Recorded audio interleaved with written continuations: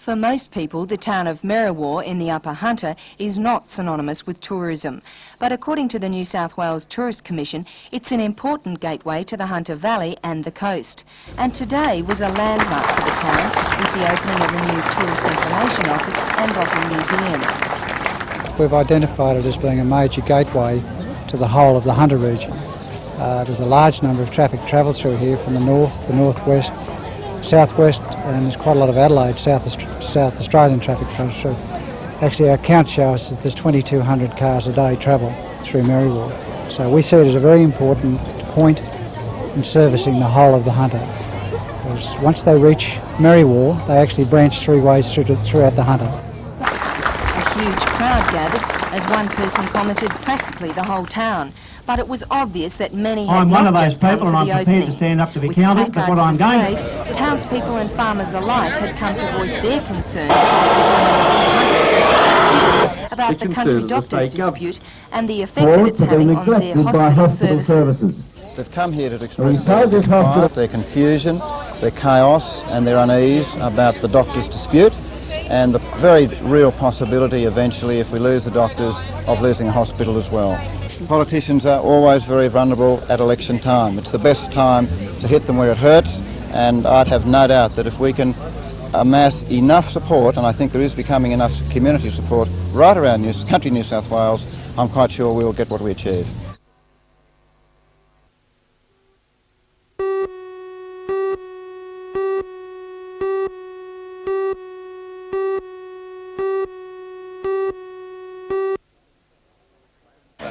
Plans at RAAF-based Williamtown were apparently discovered yesterday by a man who handed them in to a Sydney Channel 7 reporter. It isn't known at this stage how sensitive the documents are, but RAAF officials will only say that the matter is being investigated by RAAF police.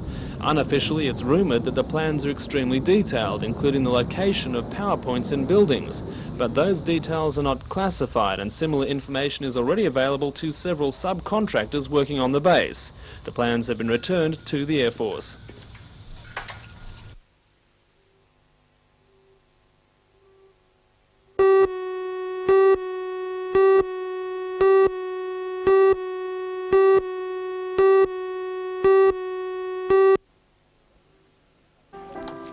Although the new Carols by Candlelight venue was created with families in the outer suburbs in mind, the organisers hope to attract people from everywhere. And thanks to the willing support of the Merriwa Jazz Band, the NBN Children's Choir and the Warratower West Public School Choir, combining for the first time, the ambitious project had everything to offer. Principal Michael O'Sullivan can take much of the credit for organising the night. This school, of which I'm principal, has only got 140 kids in it. We've got very extensive grounds. And we thought, look, we've got a perfect setting, why don't we do it? We've had very strong musical programs in the school for the last 2 years, so I put it to the PNC and they've jumped at it and done a marvellous job. Local celebrities, including a former pupil, Kim Anthony, were also there to the delight of youngsters and adults alike.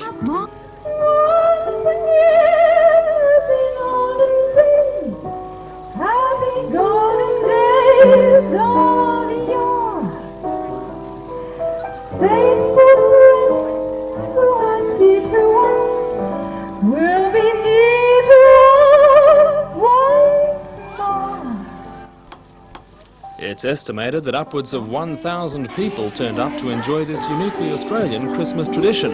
And despite the ominous threat of rain and continuing cool conditions, the glow of the candles and the shared Christmas spirit were enough to keep everyone warm.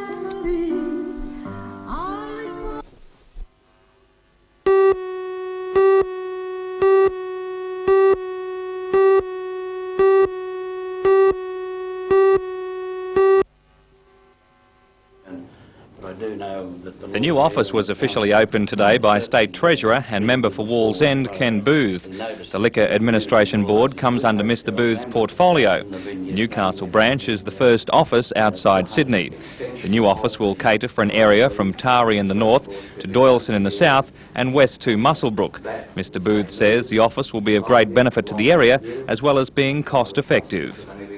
Well, I think it's part of the government's program of decentralising and regionalising a lot of their administration. So that what it means is it's bringing the administration of the various departments much closer to Newcastle and the hunter, and so it's much more efficient, and they can respond and react more quickly to problems that people within the hunter encounter, particularly in the liquor industry. In most cases with decentralising departments or parts of departments, it ends up costing the taxpayer more. Is this the case here? No, this is one of the interesting things about this development, David, is that it's cost effective, so that all the expenses of bringing people from Sydney to spend quite some time here in the hunter, conducting investigations and their advisory role, that it is quite cost effective having the people live and work here. Investigations are underway to decentralising an Office of Corporate Affairs in Newcastle, although a decision is not expected for some the Lord time. Mayor and the Councillor are certainly bringing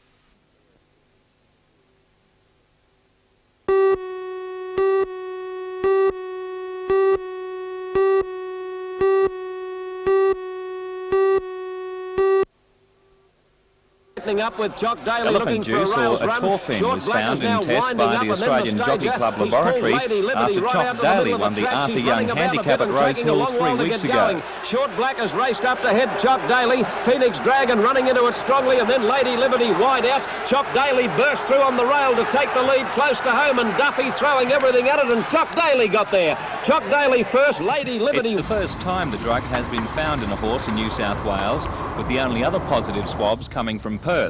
Atorphine is called elephant juice because of its use in tranquilising elephants.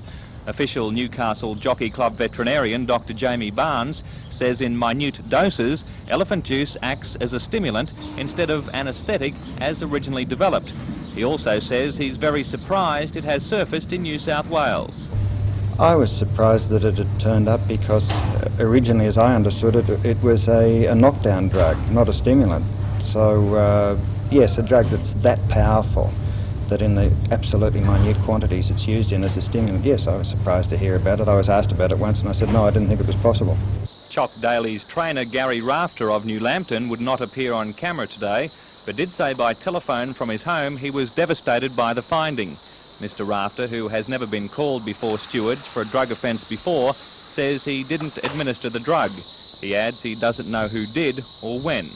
Rafter will appear before stewards in Sydney on Monday over the matter. Earlier this year, Perth trainer George Way was found guilty of administering elephant juice and disqualified for 15 years.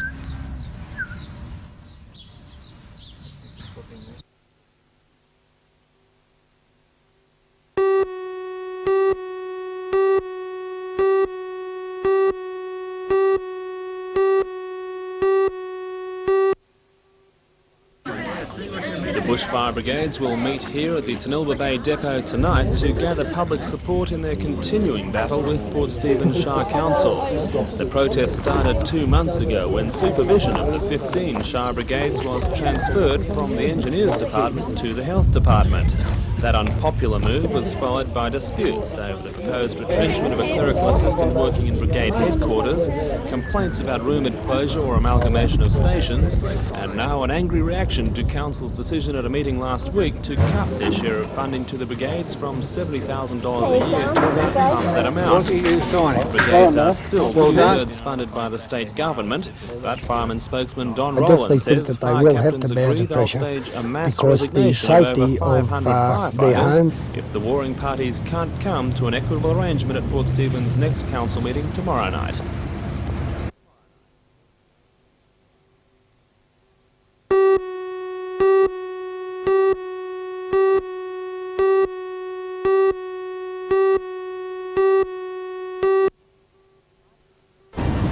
Tonight we'll bring you the story of a special cultural exchange between the US and Australia.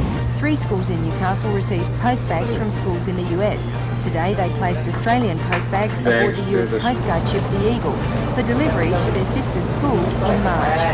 For all the news, join us tonight at 6.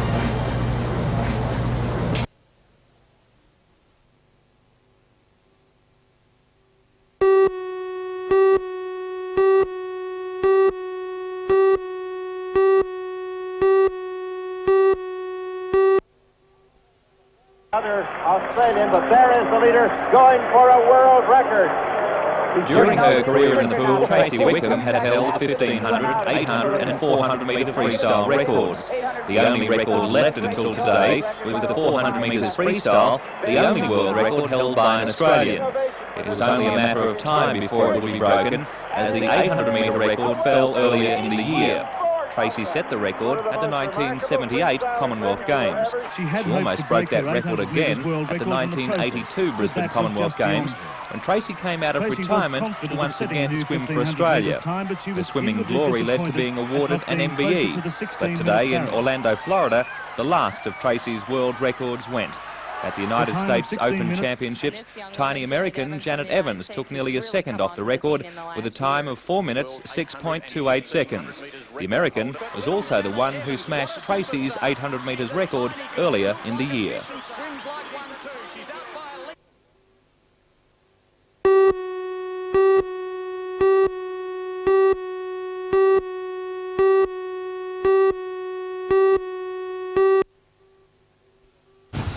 Ambulance officers will consider a general strike as a last resort to force the Health Department's hand over long-standing wage grievances and claims of staffing shortages. Health and Research Employees Association Hunter Branch President Jeff Marlborough says ambulance officers are dedicated men and women who don't take strike action lightly. And it's a very difficult decision for ambulance officers to make, but they've been driven to this situation by the gross inactivity and stalling tactics of the industrial section of the Department of Health. Tonight's meeting of over 200 ambulance officers will concentrate on staffing issues, in particular the situation that leaves one officer manning the control room throughout the dog watch. It's not uncommon, according to Jeff Marlborough, for that officer to handle hundreds of calls. He says it's not possible to preempt tonight's decision, but he says if ambulance officers vote to go ahead with their first general strike in history, they won't be bluffing. The ambulance service has been very conciliatory in the past, and I think the Health Department is playing on this, but we certainly would be prepared if the glove was thrown down to take out that action. I think that'll do it. Thanks very much.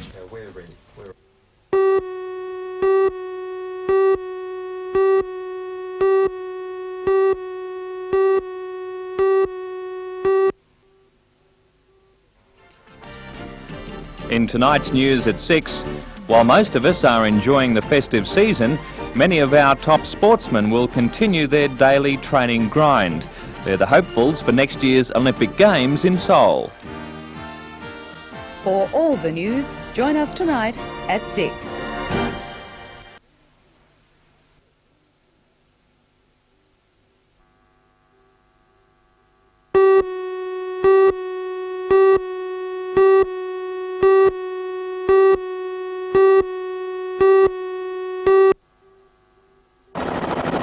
The two 21-year-old men were making a delivery run from Sydney to Coolah on the edge of the Upper Hunter. The plane was packed with Christmas goodies, including gifts, turkeys and hampers. Unfortunately, they never made it. Their Aerostar twin-engine plane was flying over the property of Amaroo, about 12 kilometres east of Cassillis, when its engine was heard to splutter. Farmer David Morrow, who witnessed the disaster, says the plane then went into a spin before plunging head first to the ground. And we heard a rough sounding noise like a helicopter, and we've had a number of helicopters around lately. We looked to see where it was, and then there was no sound at all, and the plane was coming down in a vertical dive and doing a slight spiral, and I thought that fellow's doing aerobatics. And then when he didn't endeavour to pull out, getting closer to the ground, and his speed was increasing very dramatically, I realised that, you know, we had a crash pretty imminent, and Colin said, "He's crashed." All that remained was the mangled wreckage and two bodies. Investigators from the Department of Transport's Air Safety Branch are still trying to work out why the plane dropped from the sky on a clear day with good visibility.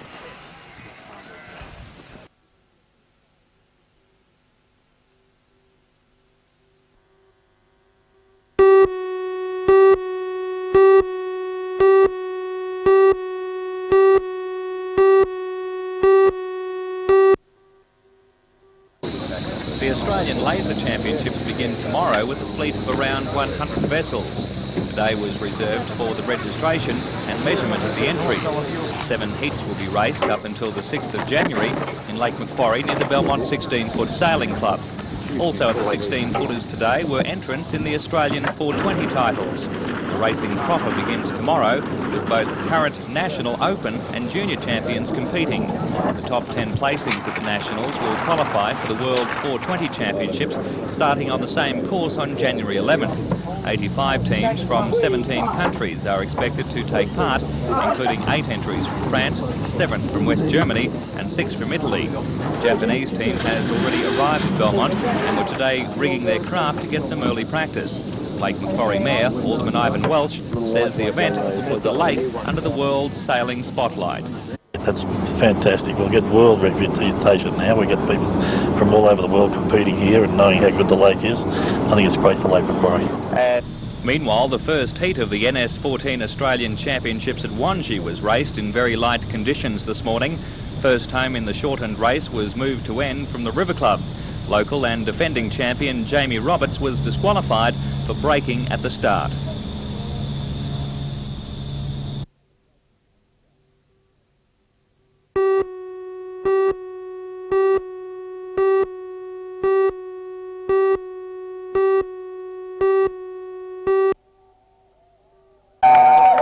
Tonight is traditionally one for the year's most memorable parties. As a leader, there was a rush at bottle shops and hotels, which did a roaring trade this afternoon as partygoers stocked up for the celebrations. But while for most the fresh year brings new beginnings, it also all too often spells tragedy. To try to ensure that sober judgment is not lost in the merrymaking, the police force will be maintaining a high profile throughout the night. Senior Constable Tony Tamplin of Newcastle Police Community Relations. As with most years, we are expecting additional celebrations out for the new year, and we have got additional police out on the streets, both through all the police stations in the Newcastle area and the Highway Patrol. Will you be targeting any particular area? No, not particularly, not targeting a particular area, but obviously a lot of the activity will be centred around the city area, down Hunter Street, etc. We'll have the foot patrol police out, as well as the additional car crews just rolling around the streets. We're not out there to try and dampen anyone's celebration. We hope they do enjoy themselves. As a matter of fact, police will be envious of those enjoying themselves, those at work, but we're just out there in case anyone might have celebrated a bit too much and might try and infringe on anyone else's celebrations by damaging property or just general hooliganism, and that's the only reason we'll be out on the streets. Good. Good.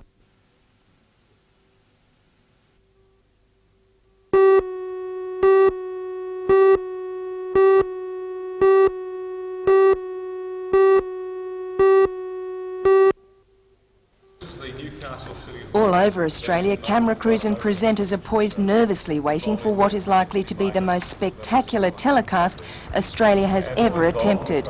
For 4 hours, millions of Australians plus a huge international audience will be taken on an electronic ride from coast to coast.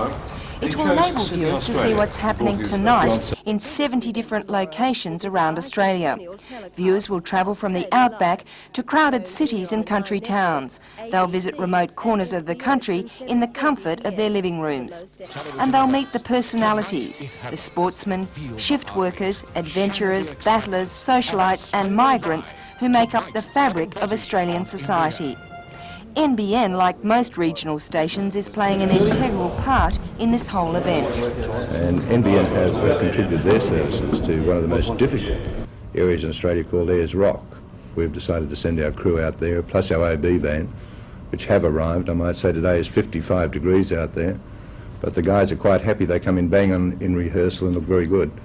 And in Newcastle, our segment will be beamed from here in the City Hall. SBS presenter George Danikian will lead viewers through a naturalisation ceremony as it actually happens. This afternoon they were having last-minute rehearsals for the big event.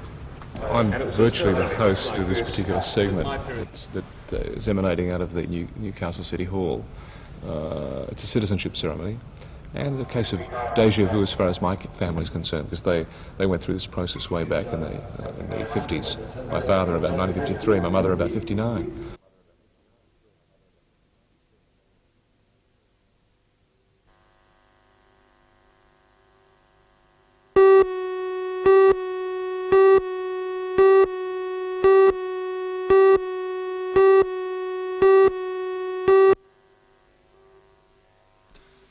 Over 100 years ago, this small park in Corlett Street was the wicket area at Newcastle's first cricket ground. In the 1920s, the ground was subdivided, but the owners left the pitch as a memorial park. For the last 2 years, local residents and their friends have got over their New Year's Day ailments by playing cricket on what's left of the old wicket. It's even believed a touring English team took on a local side at the old ground in its heyday. Because of the Bicentenary and the Newcastle Cricket Association centenary this year, today's match had special significance. Like the rules and the style of play, the drinks breaks were also a little unconventional. You could say it's not quite cricket.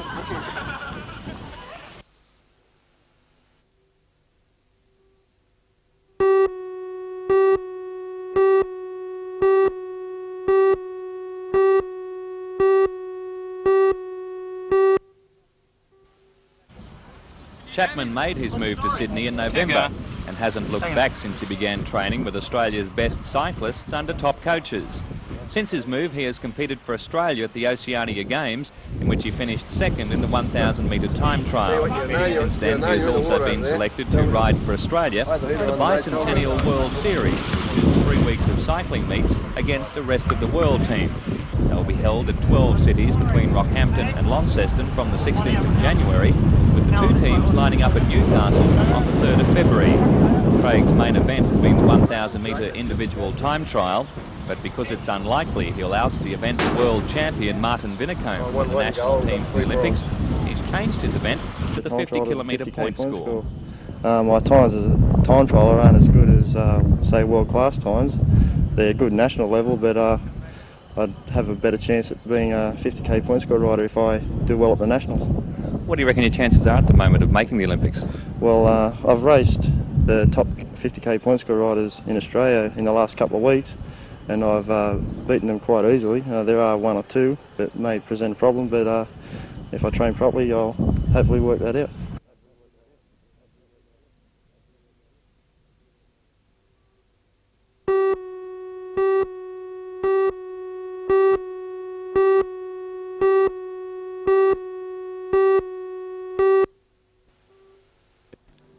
Police today questioned the 32-year-old Gloucester man over the alleged attack on a Muswellbrook couple at a remote campsite in the National Park.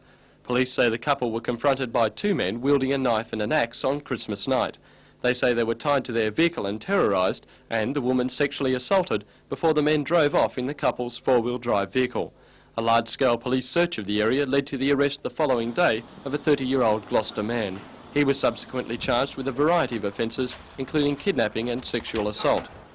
The second man police wanted to question was arrested yesterday afternoon after being identified by a motorist who recognised him from media photographs. The man's been charged with a number of offences, including sexual assault and stealing a motor vehicle, and will appear in Moree Remand Court on Monday. Following the man's arrest, police located the couple's stolen vehicle at Gundawindi on the Queensland border.